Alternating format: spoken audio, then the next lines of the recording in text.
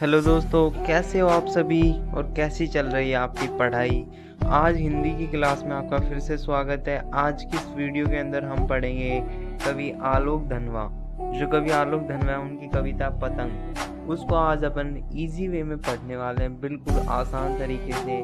अगर exam start होने में 5 मिनट है तो उससे पहले के लिए भी ये बहुत ज़्यादा इम्पोर्टेंट वीडियो है, क्योंकि इस वीडियो के बाद आपके सारे डाउट इस चैप्टर के ख़त्म होने वाले हैं। तो चलते हैं, वीडियो को स्टार्ट करते हैं। सबसे पहले यहाँ पर मैं आपको बता दूं कि कवि आलोक धनवा कोई ज़्यादा बड़े कवि नहीं थे, पर उनकी रचनाएं कुछ ऐसी अच्छी थी जिसकी वजह से वो बहुत ज़्यादा फेमस हुए। तो उनकी एक रचना थी पतंग, और ये पतंग है उनकी एक बहुत बड़ी क्या है कविता है। और इस कविता में वो क्या करते हैं आपको पता है, ये कविता बहुत बड़ी है। तो इस कविता को पूरी तो आपके एनसीईआरटी वाले दे नहीं सकते, तो उनकी जो पतंग कविता है उसका तीसरा पार्ट यहाँ पर आपको दिया गया है आपकी बुक के अंदर। तो उस पार्ट को अपन आज पढ़ेंगे, बिल्कुल इजी वे में एक्सप्लेन करूँगा। तो सबसे तेज करते हैं स्टार्ट। तो सबसे तेज बौछार गई, भादो गया, सवेरा हुआ। तो कवि कहते हैं कि सबसे तेज बौछार यानी भादो का जो महीना है वो चला गया है, बारिश गई है, चली गई अब। और सवेरा हुआ, कैसा सवेरा है, खरगोश की आंखों जैसा लाल सवेरा। और मानो खरगोश की आंखों के जैसा जो लाल है, हल्की सी लाल और हल्की सी काली काली, तो खरगोश की आंखों जैसा लाल सवेरा हुआ। और अब सूर्य क्या हुआ, उदित हो गया है।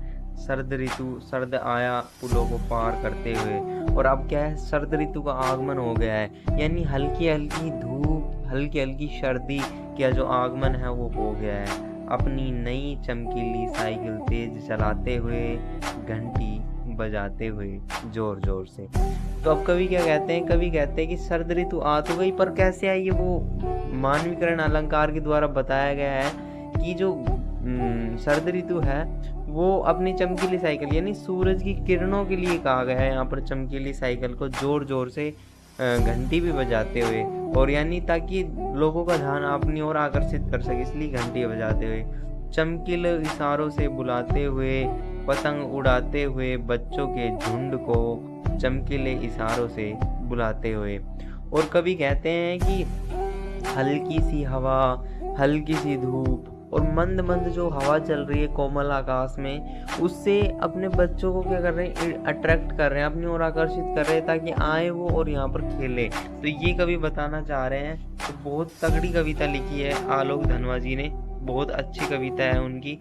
हाँ ये कविता ठीक है। तो यहाँ पर उनका इतना सा पार्ट हो जाता है, उसके बाद देख लीजिएगा, आकाश को इतना मुलायम बनाते हुए कि पतंग ऊपर उड़ सके।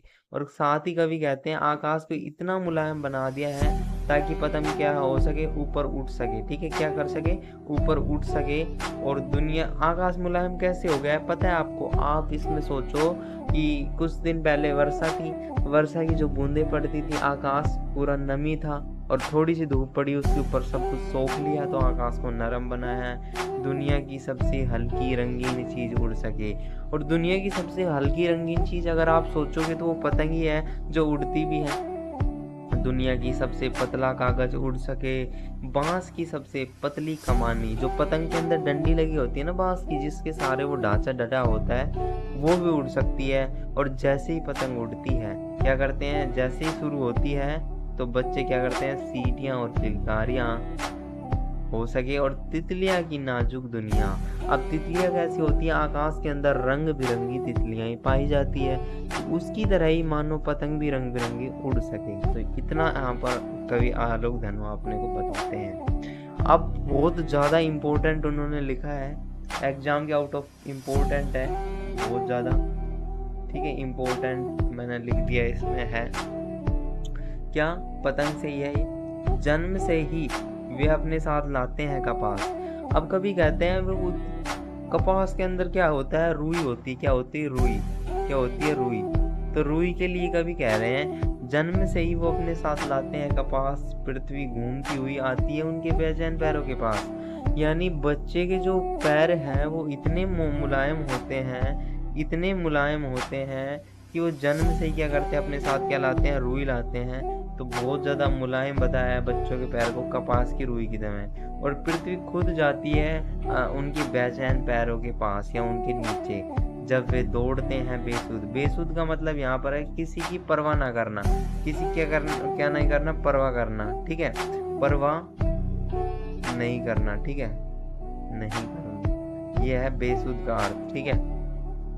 उसके बाद जब वे दौड़ते हैं तो बेसुध छतों को भी नरम बनाते हुए, और छत भी क्या हो जाती है, नरम हो जाती है, दिशाओं को मृदंग की तरह बजाते हुए, जब वे पींग भरते हुए चलते आते हैं, डाल की तरह लचीले वेग। और कवि ने कहा है जिस तरह वृक्ष के जो डाले होते हैं वो बहुत ज़्यादा हल्के होते हैं, उनको मतलब किसी तरह भी लचीले होते हैं, मोड़ सकते हैं अपन, ठीक उसी तरह वह भी एक स्थान से दूसरे स्थान तक जाते हैं लचीलेपन से, तो गिर भी सकती हैं और उनको किसी तरह आप मोड़ भी सकते हो। अब देखो यहाँ पर कवि लिखते हैं कि छतों के खतरनाक किनारों तक उस पर गिरने से बचाते हैं सिर्फ उनके रोमांचिक शरीर का संगीत। और कवि ने साथ ही में बताया है कि उनके मन के अंदर ऐसा उमंग जगता है, उमंग मचा रहता है, उत्साह होता है, उल्लास होता है कि वो पढ़ने से भी नहीं गिरते। पतंगों की धड़कती ऊंचाई उन्हें थाम लेती है महज एक धागे के सहारे। और कवि लास्ट में कहते हैं कि धागा, एक पतंग का जो धागा है वो उनके पूरे इतने बड़े शरीर को क्या कर लेता है, रोक देता है महज एक धागे के सहारे। पतंगों के साथ साथ वे भी उड़ रहे हैं, पतंगों के साथ साथ वे भी उड़ रहे, कौन, बच्चों के सपने, क्या, बच्चों के सपने, ठीक है, बच्चों की क्या सपने भी उड़ रहे हैं, सपने भी क्या कर रहे हैं, उड़ रहे हैं, ठीक है, और अपने रंध्रों के सहारे। और यहाँ पर आगे कभी थोड़ा सा ये डायग्राम देख सकते हैं, एनसीईआरटी का है।